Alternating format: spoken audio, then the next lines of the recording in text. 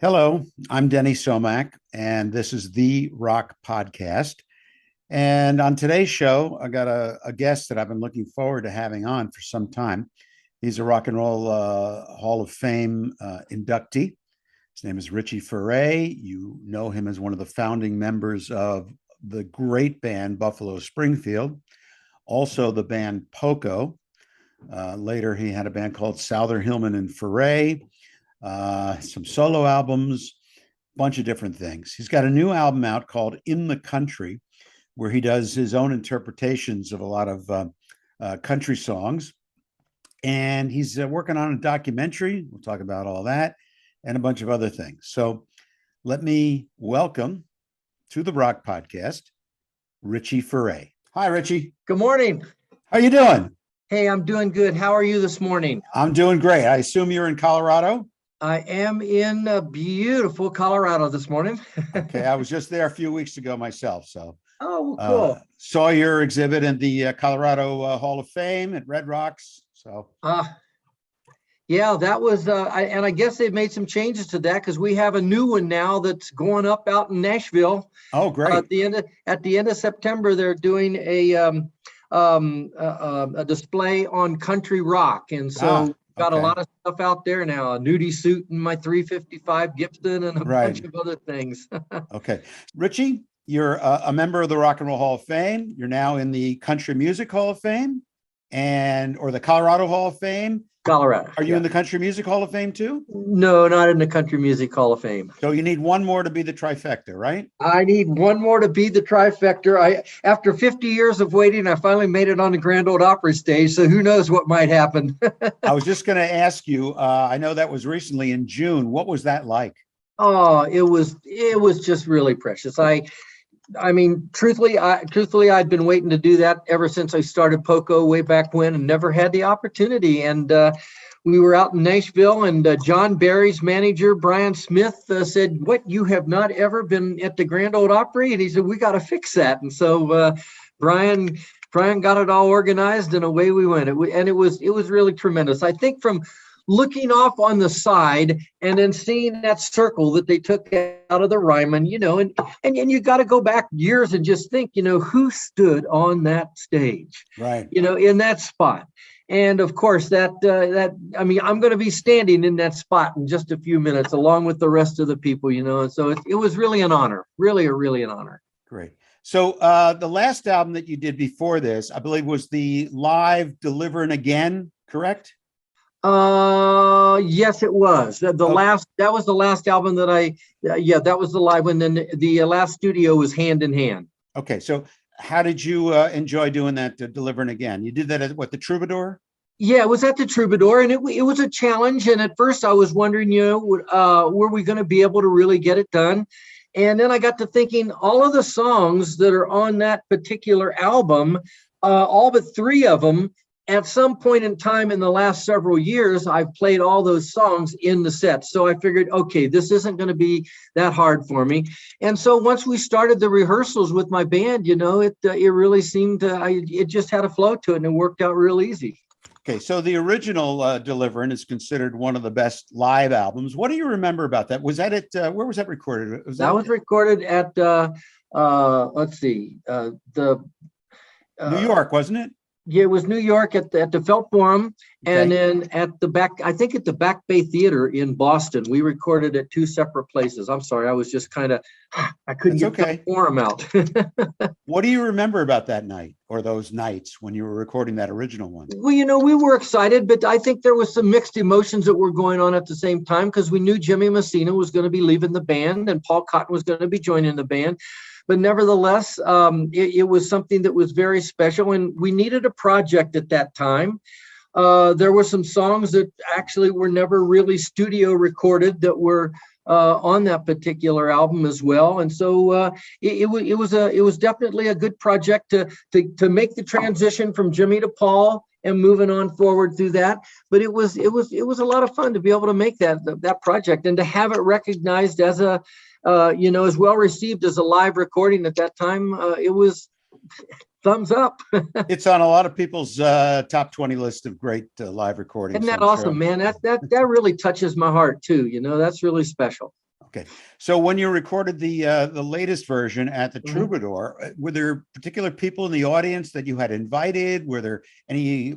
Tell me about what that audience was like.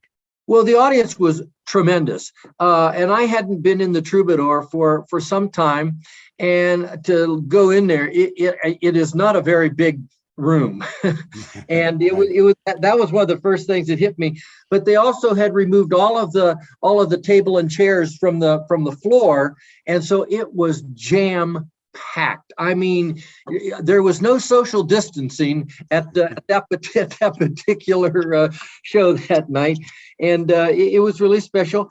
I will tell you, we had invited everyone that was around still to be a part of it. We invited Jimmy, invited Rusty Young, and that was, they, for whatever reason, they couldn't be there.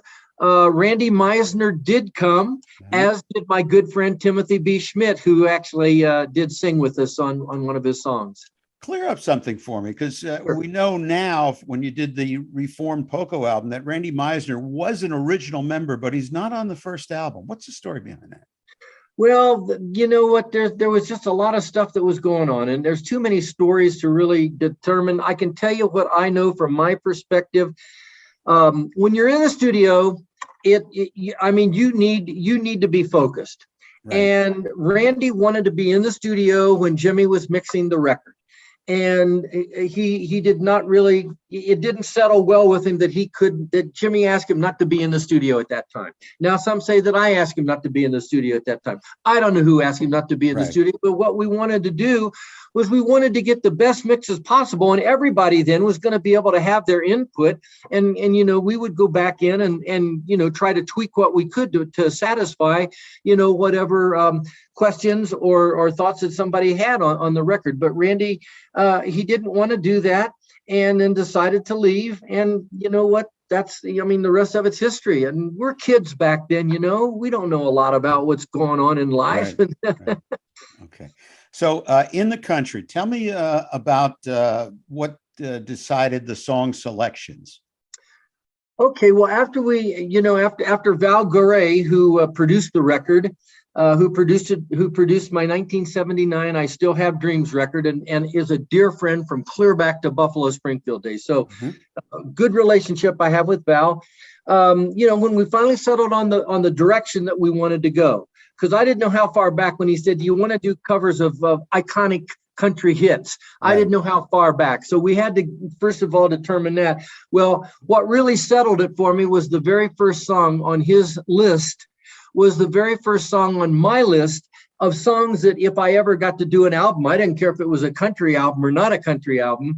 Right. The very first song on his list was the very first song on my list, and it was a song by John Barry called "Your Love Amazes Me." Mm-hmm. And I'd heard that song when I was up in Montana fishing, and the radio was going in and out as we were driving to another spot. And I came home back to Denver and called a radio station and tried to figure out who this was, because the melody was great, what I could catch, the lyrics were great, but it was that voice. John has one of the greatest voices, of all time, and I just loved it.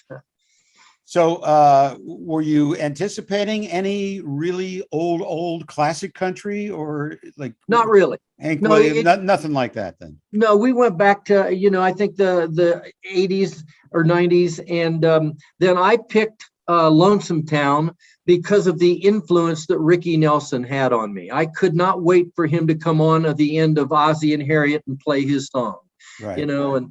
And there was one song in particular, he was singing "Bebop Baby" over a baby crib. And by the time it hit the third verse, he was at the high school gym auditorium. And man, it was like, oh my. I mean, the transition was like, oh, I got to do this. This is what I want to do. Now, you're obviously one of the founders of the country rock thing, but a lot of people say that Ricky Nelson and the Stone Country Band was really the beginning of country rock. Talk about that. Well, listen, there's a lot of people that say, okay, it was the Flying Burrito Brothers. Well, Chris Hillman would tell you, we were a country band. We played in all the country dives around Los Angeles. We weren't a country rock band. We were a country band. Then people would say, well, it was the Byrds, and the Byrds were doing, Sweetheart of the Rodeo around the same time that Picking Up the Pieces came around. The Stone Canyon Band came after Poco. And so, who knows who was at the start. There were several of us that were in the beginnings of. This was something very definitely that Jimmy Messina and I had envisioned in our mind when Buffalo Springfield broke up. Jimmy was our last bass player, and we formed a great friendship, and we decided, hey, we're going to carry this on. And after we recorded Kind Woman and put Rusty on it for the Last Time Around album, we were satisfied this is a direction that we want to go. So you can go back as far as 1968 there for that, and as far as the Byrds around the same time. I'm not sure exactly when the Stone Canyon Band got started, but it would have had to have been after Poco, because Randy left that Poco to go into the start that up with Ricky. So who knows? And it's really not. There were several of us that were really trying to, or had this vision to bring back music. I mean, my roots would go all the way back to Carl Perkins, Gene Vincent, Eddie Cochran, those type of guys, Buddy Holly. So, I mean, we were revitalizing things really, something that was in my heart from a long time ago. So what's the genesis behind doing Take Me Home Country Roads? Just a great Colorado song, or? Well, it is, but that was Val's pick. That was on Val's pick. It wasn't mine. To be really honest with you, John Denver went right over my head until he was inducted into the Colorado Music Hall of Fame, and they asked me to sing a song. And my friend Scott and my daughter Jessie and I, we sang Wild Montana Skies as he's being inducted into the Colorado Music Hall of Fame. Right. But it was then that I just had gone over so many of his songs and was listening to just how really talented and great this guy was. I guess I was so involved in what Poco was doing at the time that I missed a lot of John Denver. Okay. And so it was Val's choice, though. That song was his. What about Walking into Memphis? Because that doesn't seem like something that you'd cover, but you did a great version of it. Well, that was my song. That was one that I wanted to do. And, Val said, yeah, this isn't a country song, but it's such a great song. How do we put it on the record? And came up with the idea, with Mark. It was so piano driven because he's particularly a piano player, a keyboard player. And so with us, we said, let's change these hooky piano lines into guitar lines. And that's what we did to kind of make it fit onto this particular record. And I'm so glad we did. I really hope that some of these people that, this song has been covered by so many people. I had no idea at the time that I said, hey, let's do this one. I had no idea. And I just hope that, when Mark hears it, he says, man, that was a good cover of my song, man. I really hope you enjoy it. So are you out touring now behind this, or is that coming up? I mean, I know you told us about the Country Music Hall of Fame, but or the Grand Ole Opry. What are your immediate plans now to support this record? Well, we did a couple shows, one in New York and one in Nashville at the City Wineries. We had some others scheduled, and conflict made it so I couldn't get back to Boston. I couldn't get back to the Washington, D.C. and Philadelphia area. Conflicts just arose. This is a difficult time things are with this whole, the record is 3 years old. We recorded it in November of 2019. I'm going way back now. Yeah, 2019. So, but so much happened with COVID that sent things into a tailspin, and with the things that are going on now, it's very difficult. I am doing some shows, but they're spotted and far and few between, and it's being able to speak with you and get the message out that people will, the music business has changed so much. So, with this interview, it'll probably help me get it out, to some people where I could never go. Well, I hope so. By the way, I've seen you a number of times over the years. I saw you in Poco, obviously, a couple of times, but I saw you when the Souther-Hillman-Furay band came out. You played the Bijou Cafe in Philly. I was living in Philly at the time. Okay. And I love that record, Fallen in Love. Great. You. That was a great tour. And then I saw you a few years ago in Philly again at the World Cafe. Sure. I'm living in Florida now, so I'm hoping you'll get down this way at some point so I can see you again. But you always put on a great show, always, no matter who's with you and in what band. Well, I've been very blessed to have really great musicians with me and surround myself with great musicians. They help me bring the music alive, and I have a great group of guys that like I say, traveling is hard because this group of guys are from San Diego, and so to get them to Florida or wherever, and then I got my daughter and friend here that also play in the band. So it's difficult, but I've always surrounded myself with a band that just really energizes me. And this group of guys from San Diego, great. I mean, if I tell you a story about them, I don't know if we'd have time for it, but I was doing a house concert. As much time as you want to give me, we have. I was doing a house concert. And this friend of mine, he wrote to me and he said, "Hey, there's this band that's going to open up for you at this house concert, and they are great, and they want to back you up." No. My songs are not 3-chord blues songs. Let's just say no, they won't do it. Well, it got postponed and then started up again, and the same guy called again, and so he said, "Look, here's a list of songs that they already know," and so I added 3 or 4 songs to them, and I said, "What are they going to do? Fire me and Jesse and Dan when we get out there?" So we had, and boy, I'll tell you what, they were so great on the song. We've never played. I mean, we were here at this house concert, and it was kind of casual, and they were absolutely tremendous. And so I've taken them back to New York. I've taken them back to the New Jersey area, back to the East Coast to play with me. And they have, I got to tell you, they've revitalized this old man to be able to just really get out there and do it again. It's fun. So Souther-Hillman-Furay were a great band. What was the reason that it didn't work? I think you did, 2, 3 albums? We did 2. We had, obviously we had more of a commitment, and each one of us, I think, fulfilled our commitment to Asylum Records in different ways. But, there were so many things going on. People, again, want to create a scenario that it's just a figment of people's imaginations that we weren't getting along. We got along fine. There were things going on behind the scenes in my life that I had no idea was happening at the time. And that's what was driving me away from actually continuing on. My wife and I, who had been married for 7 years, were on the verge of divorce. And that obviously took priority in my life. We've been married for 55 years now. Wow. So you know what? That was really what drove me. But people would like, they want to create drama where there is no drama. JD came by the studio. I have to admit, I hadn't seen JD in a long time, but when we were recording in the country, he came by the studio. And I mean, it was just the greatest little reunion that we had. We talked and it was so special. Chris and JD had talked maybe about 3 or 4 years earlier, maybe about 5 years earlier than that, to maybe do something again.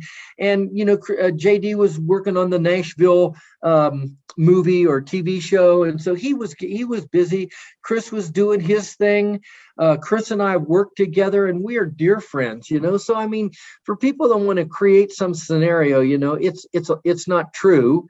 It's just there were things going on in life that directed what we were doing. And my marriage was more important to me than playing music with anybody. I couldn't help it, So what's the secret to a 50+ year marriage? Yes, dear. Particularly in this business. No. You know what? You just learn to communicate. I think so often communication is the bottom line for whenever things kind of dissolve. There has been a lack of communication somewhere, whether it's in business, whether in any aspect of life, but in a marriage in particular, you have to communicate. And you know what? As the scripture says, don't let the sun go down on your differences. Make sure that you get those things taken care of before you let the sun go down every night. So, and I just, I've been blessed. There's no doubt about it, man. I mean, not only do I have, a wife of 55 years, I have 4 daughters, 3 great son-in-laws, and 13 grandkids. So, I mean, life's good, man. How many of your kids are doing music? Jesse's the only one. She's my baby. And she has been going out and doing different shows with me for probably, I've been really blessed to have her, because I don't think I could really even want to do a show without her. But she's been doing things with me for probably the last 15 years. Her husband's just been terrific, because she has 4 daughters of her own. And so for her to just come out and have her husband, be mom and dad at the same time, Tom's been just a great blessing. But Jesse's the only one that really had any. We actually recorded a record with her, and we recorded six songs in Nashville. Then she had to make a decision. Is this what I want to do? Do I want to pursue this career or have a family? And the next thing you knew, she was pregnant with her first daughter. So we knew where that was going. But she's been with me every step of the way for the last, I don't know, probably 15 years. She goes out with me. Any musical inklings from the grandchildren? I'm trying to see. Yes, one of them. Oh, golly, this just happened last week. We were up took the kids out for a little trip up to Netherlands, and Tom said, "Hey, one of my grandkids had written this song, and I listened to the song, and I got to tell you, there's some talent there. She's like 9 years old, and I mean, it was a really good song." One of the other kids, I don't think I heard her sing, but she's playing violin and playing piano. So there is some music coming out of Jesse's family. But this one song that little Pepper wrote was something else. It was great. Talk to me about how your spiritual side of your life has affected it. Some people may not know you had a congregation in Colorado. Talk about that a little bit. Well, when Nancy and I were going through that situation I talked about with Souther-Hillman-Furay, Al Perkins, who I didn't want in the band of SHF at all, simply because he had a little fish sticker on his guitar that said, "Jesus is Lord." I said, "I don't want you in the band." Well, was in the band, and Chris wanted him and suggested him, and he was right. And Al led me to the Lord. The next thing I did, I started a little home Bible study, and that Bible study developed into a little church. And so we had a little church back here in the Boulder, Denver area for 35 years. And it was something that I had no idea. Everything that we've done for others. And it's time now to maybe really focus on ourselves. And so I still am in the ministry for sure, because you never leave the ministry. Right. And, so I still serve. I minister at the church sometimes that we're going to, but we aren't tied down as we were, for 35 years straight. When I used to take a little vacation, my vacation at the church thought I was going out and playing music someplace, So I got to ask you, this is maybe a weird question, but when you were doing that, there had to be some people that would come to, one of your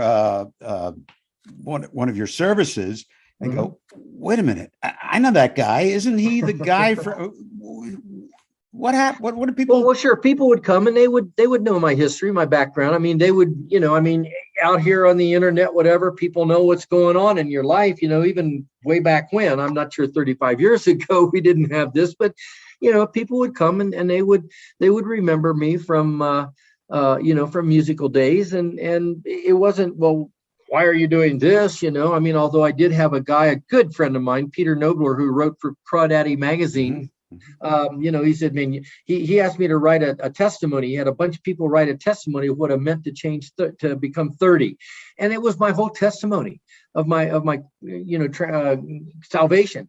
And he said, "I can't print that. That's the end of your career." I said, "Well, that's what happened at 30, So he went ahead and printed it. So, people knew I became a believer and became a Christian, and people would come. And I don't think anyone, that came to church was saying, "Well, that was stupid," But if you're coming to church, mostly people are coming because they want to, they're coming to church. They're on vacation and they come to church and visit you.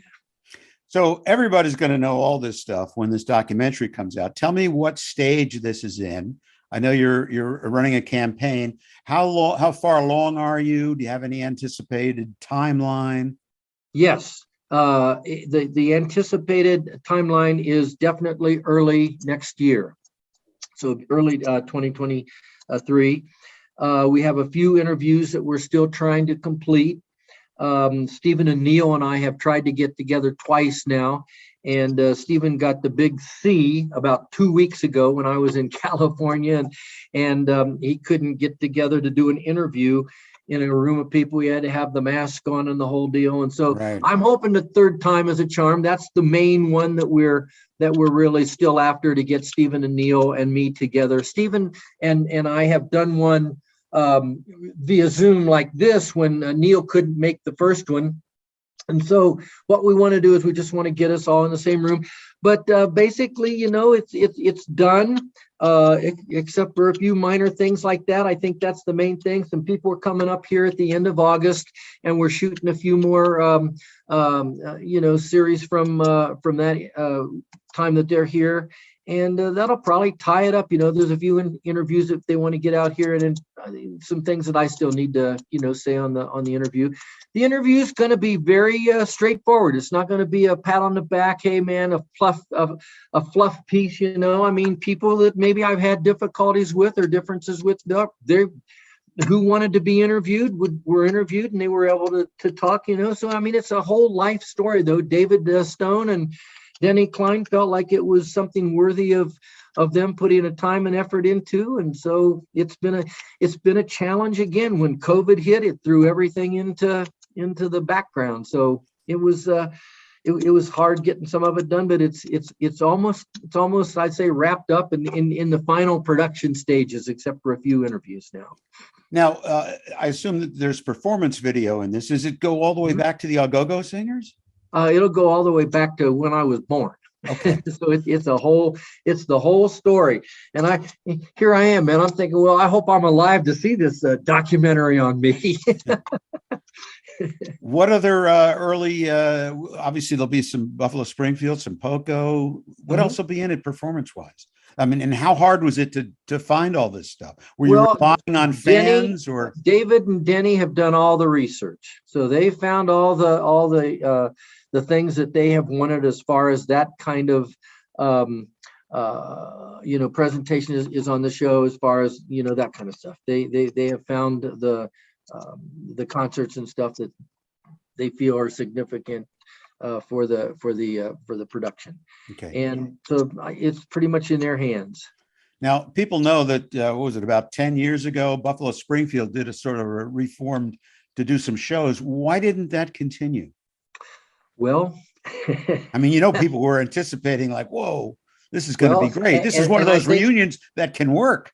I think so. There were a lot of people, and there were a lot of people that were disappointed at the same time who didn't come to California or to Bonnaroo because they figured, that we had a 30-day tour. That's I was told by Stevens or by Neil's manager, you have to go and do these interviews and tell everybody what we're doing, because, well, Neil wasn't going to do it, and Steven wasn't going to do it, and so I was the only one, and so that's what I was told to do. And as far as I was concerned, we were doing it till I was doing an interview with Steven at Bonnaroo, and it came out, and Steven looked at me and said, "Oh man, they're going to have us in wheelchairs if we do that," or whatever. I don't know, but it was a strange event. After every show that we did, from the Bridge School to the 6 shows we did in California after that, to up to Bonnaroo, it was just, I don't know how to explain it. It was great. Everybody got together after the shows. We got together, we talked, we kind of unwound together. After Bonnaroo, I never saw another person. Okay. I never saw another person after that. So who knows? I'm sure you get asked this all. To any chance that could be revived, even if it's for a one-off? I don't think so. No. Okay. Yeah, Is there any footage or recordings that were done during that? Everything was recorded. Everything was recorded, and it was multi-camera and everything else. So that's all in Neil's. That's all at Neil's, under Neil's auspices, I guess. So I guess you were a little bit disappointed that it didn't continue. Well, I think, listen, everybody has their stuff, and it wasn't like a crisis moment. Oh golly, I'd set everything. Now, some people did set things aside, thinking that we were going to do these tours, and they turned down some, Joey and Rick turned down stuff because they thought we are going to do our stuff, and then when it didn't happen, it was kind of like a blow to them. But it's like, until it's happening, I'm not counting on anything. It's like that was that, and it was fun. I thought we had a great time. We tried to do the same thing back in the 80s, and it was a train wreck. It was like, man, forget it. This is never ever going to work. And so when it came about to do it again about 10, 15 years ago, and that seems like, it seems like just yesterday that we might have done that. And it's been 10 and add that up and you can see why it might not really happen again. A lot happens to people in 10 to 15 years, but so I don't foresee anything like that happening. But boy, when we got together this last time, it was like a hand in glove. It was like so easy. It was so smooth. It just like bingo. That was it. Okay. So if people want to get more information on the doc or want to donate and get involved, they go to your website? Yeah, richiefuray.com. That's RICHIEFURAY. No T in there. Right.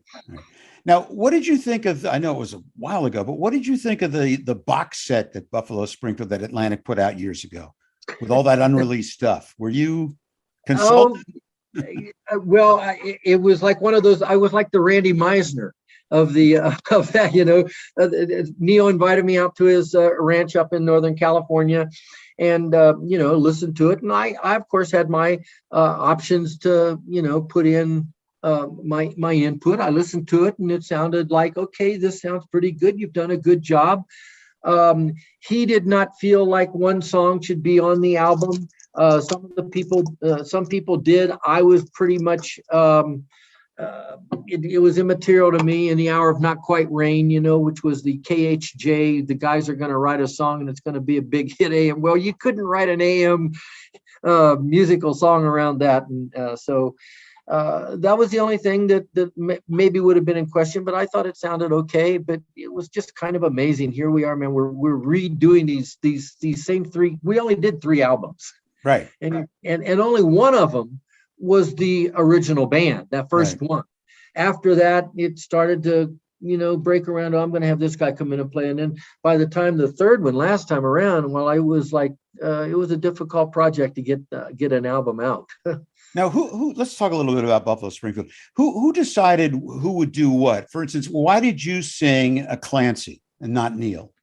You know what? I'm not sure. I know that Neil taught me that song when he came down. I was actually living in Connecticut, but we had an apartment on Thompson Street, and Stephen had left to go to California and met Neil and told him that, hey, there's an apartment down there that you can use as a go-to house. He came down to peddle some songs, and I was coming back and forth from working my job up at Pratt & Whitney Aircraft, and he taught me. Nowadays Clancy can't even sing. So when I got a hold of Stephen after Graham Parsons had brought the Byrds' first record up to me when I was working up at Pratt & Whitney and said, I'm done, I got to get out of here and got to get to California, see what Stephen's doing.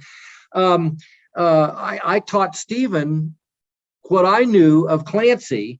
And so when we met Neil and Bruce on that famous story on Sunset Boulevard, took them back to our little apartment and played the song, that might have had some, significance in me singing the song. I don't know.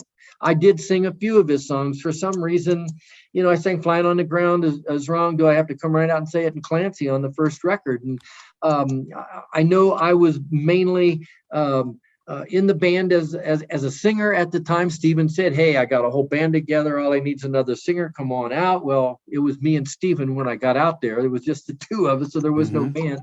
But, that's what my focus was in the band. So maybe I wasn't writing any songs that actually got put on the first record. And so maybe they felt, well, we got to give him some songs to sing. And what did you think when you first heard Neil play that song to you? Oh, I loved it. But I do believe that it was a mistake to release it as the first Buffalo Springfield single. I thought the first Buffalo Springfield single should have been, Do I Have to Come Right Out and Say It? I think that had more accessibility to, it was a love song. It was simple. It was really, Clancy was a little strange for people. Not only was it an interesting lyrical line, people still ask me to this day, what's that song about? I don't know. Ask Neil. But Do I Have to Come Right Out and Say It? I mean, you can apply that song to so many little love scenarios in people's lives. And I thought that should have been the first single. So, I mean, I love the song. When I first heard it, it was like, wow, this is so cool, going from 3/4 time to 4/4 time. And oh man, it was like a cool song. And I taught it to Stephen or at least I remember it as teaching it basically to him. He may have heard it, but not have. I had it on tape somewhere, and that's how I really learned the song. So for those that don't know, For What It's Worth was not on the first album. You had a song called Don't Scold Me, correct? Baby, Don't Scold Me. Yeah. So what happened between the time of finishing that album and for What It's Worth? Well, what happened was there was a major event that took place at the corner of Laurel Canyon, Sunset Boulevard, and La Cienega, in a place called Pandora. Thank you, honey. Pandora's Box. My wife she heard me, and that's what happened. And Stephen, saw what was going on there, and wrote the song. Hey, there's something happening here. What it is ain't exactly clear. There's a man with a gun over it. And so he wrote the song. But what happened was that the first record that we released on Atlantic did not satisfy what they thought the record should have done from a group standpoint. And so we were, quote unquote, auditioning songs for Ahmet Ertegun, the president of Atlantic, who had come out to California to hear songs that we were going to do for our second album. And, Stephen played songs, Neil played songs, and I even played a couple songs that I had written by then. And as we're packing everything up, Stephen, I have another one, For What It's Worth. And he played that song, and Ahmet said, that's a hit. We're doing it. And so we recorded the song, pulled the record back, took Baby Don't Scold Me off, put For What It's Worth on the record, and that's the history of that one. All right. So as I told you, next year's the 75th anniversary of Atlantic Records. How did the Buffalo Springfield get on Atlantic? I really think that the initial way that we made was through Charlie Green and Brian Stone, who were managing Sonny and Cher at the time, who were on Atco. And they're the ones that introduced us to Ahmet, who heard us play at the Whiskey A Go Go. And there were a lot of different record people that wanted us, but Ahmet made the offer, and we felt that this was the place for us to go. Tell me about Ahmet Ertegun. What any recollections you have from those early days, and in general, it's because he's a larger than life figure. He absolutely is, and I did not know Ahmet that well, but I can tell you that when he had to make some announcement that Buffalo Springfield was breaking up, and there were tears in his eyes, says how much he meant, or how much Buffalo Springfield meant to him, and how much, the feelings of us back and forth. I really liked Ahmet. Every interaction that I had with him I can't think of one negative interaction I ever had with Ahmet Ertegun. He was really a very, very special guy. He loved the band. He supported the band. He did everything that he could to see that the band was successful. And I know that Stephen and Neil had probably closer relationships with Ahmet than I did. I did not have that close of relationship, but I know he had a sincere love for the band. But he wanted to sign Poco too, didn't he? But there were some legal things had to be worked out. Well, there were some things. I'm not sure how this worked. I know Graham Nash was on Epic, and Buffalo Springfield was on Atco. And Graham and Stephen and David Crosby all got together, and they had a band formed. And so at that point in time, they tried to figure out, how are we going to work this out? That Crosby, Stills, and Nash can come together, and Richie can go on and do his thing with Poco. And how it worked out was there was just a swap that was made. I don't know. Well, that's all I know. It's business stuff, so it wasn't really. Yeah. Okay. Yeah. So, in your years in Poco, what were some of the highlights for you? Well, obviously, one of the highlights in Poco was playing at Carnegie Hall, one of the first rock and roll bands to play at Carnegie Hall. I mean, that was just an absolute thrill. And, to have created a genre of music, that lives on to this day through numerous bands. I mean, the Eagles in particular, even though, they went on to really develop the sound a whole lot differently. I mean, Glenn Frey sat on my living room floor in 2300 Laurel Canyon Boulevard when I was rehearsing Poco. So there was something of significance there. But I think playing Carnegie Hall, I think playing, starting a genre of music, Rusty Young, I really do believe, and I will say that he separated Poco apart from every other 3-guitar band in Los Angeles at the time. We were doing steel guitar because he was such an innovator on that guitar, running it through a Leslie, getting it down and on we did it at Carnegie Hall, turning the thing over and playing it and almost lighting it on fire, but having these guys in the band as we created this music, I think that has to be the single most important thing in my mind. That was in 1969 when we were definitely on the ground floor. No matter who you want to say started it, we were there to start a genre of music that lives on to this day. Has to be significant. And what is it that made you decide to leave Poco? I was dissatisfied with the fact that we couldn't get an AM record. And we thought that we had it with Good Feeling to Know. And it was at the same time that Take It Easy was released. And we were back east playing SUNY's state universities at New York and listening on the radio. And there was Take It Easy. And we were searching for that hit record that would launch us into that other genre, so to speak. And when that didn't happen, and when Take It Easy came along, when that didn't happen, it was just, I got dissatisfied and went to David Geffen. And he said, well, J.D. Souther and Chris Hillman are looking for something to do. Want to start another Crosby, Stills and Nash? And I'm thinking, are you kidding? I've been at this for 6 years, and that's all it takes is getting 3 guys together. And I will say about the SHF, man, what looked good on paper doesn't always translate into reality. I mean, David and Stephen and Graham got together in a back porch and just were playing music, and they formed a friendship. We were kind of put together in someone's imagination that we could just do what we did, and it was a little bit different. I go way back to when we started the interview. There's nothing that we can say about Souther-Hillman-Furay, Chris JD and myself, that was like hindering. It was just different. And I had things going on in my life that didn't work, but it was, that's how it got started. I just got disillusioned with Poco. Well, I don't have to tell you, that, Poco was like godlike in the New York area because of people like Pete Fornatel. Yeah. That was, you had a much bigger following out of there. It was amazing. Absolutely. New York and Boston, we sure had some fun. Charles Aquadera up in Boston, and Pete Fornatel in New York, man, couldn't do any better. What was it like for you when you wrote the book, the Buffalo Springfield book, For What It's Worth?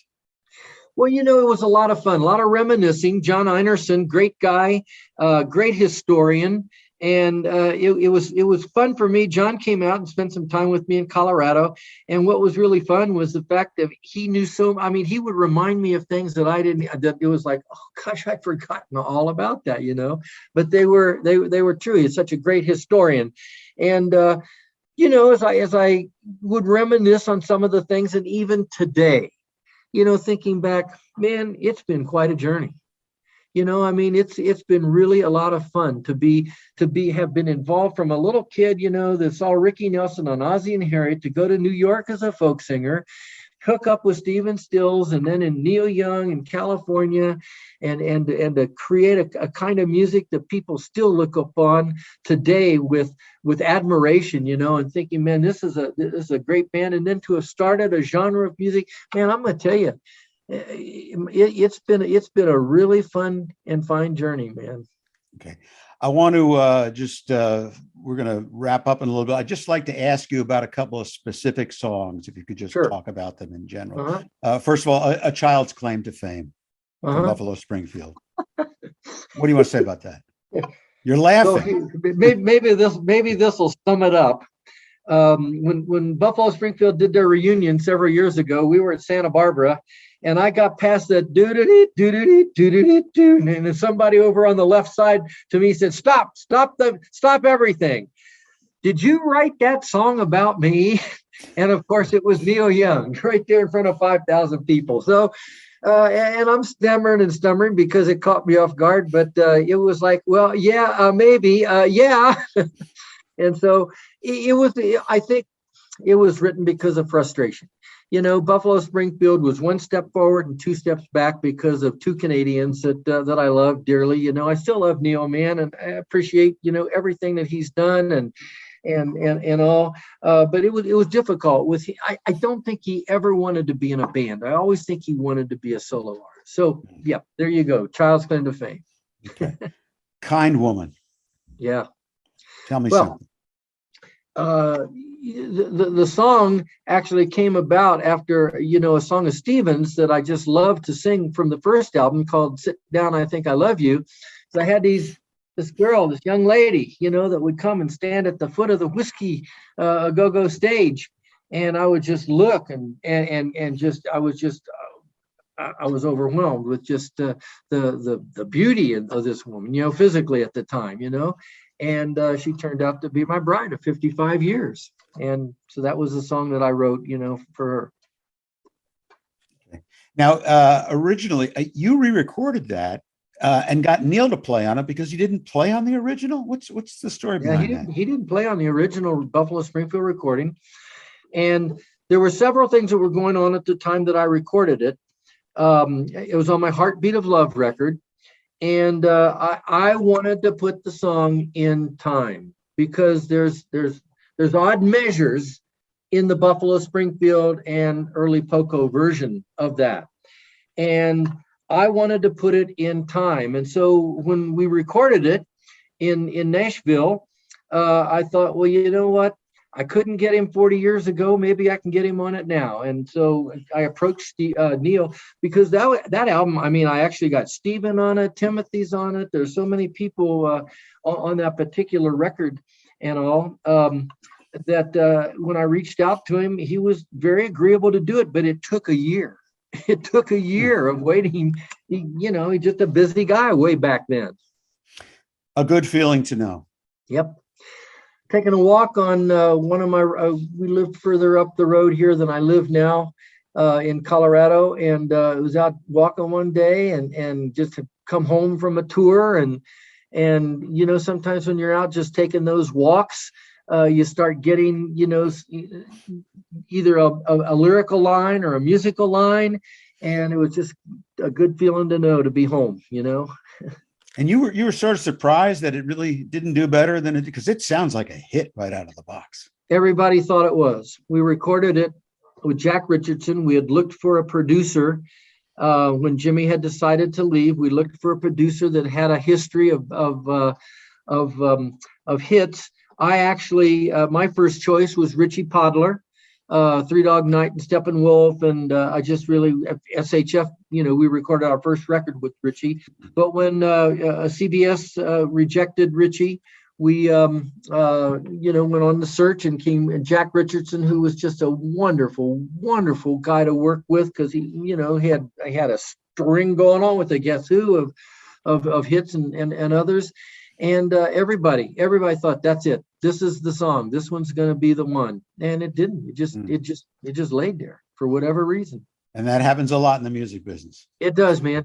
It does. All right. Well, listen, I want to really thank you. Appreciate you taking time and talking about all the different things and giving us some history and stuff. Like I said, I look forward to seeing you sometime in the future. Want to wish you a lot of luck with this record. And anything you want to say to your longtime fans? Hey, it's just been like I said, it's been a great journey, been able to make music, and it's really blessed my heart to be able to know that there are fans out there and people out there that still enjoy, the music that I make. And when we get a chance to see you, we'll shake hands and say howdy. Okay. Thanks a lot. Again, Richie. You got it. Thank you. Have a good day. Thank you, man. You too. Bye-bye. Bye-bye. That's our conversation with Rock and Roll Hall of Famer Richie Ferrei. You can check out his latest album, In the Country. And for more info on his documentary, go to richieferrei.com. This is The Rock Podcast. I'm Denny Somack. Connect with us at therockpodcast.com, our Facebook page, or you can email me at hello@therockpodcast.com. Goodbye for now.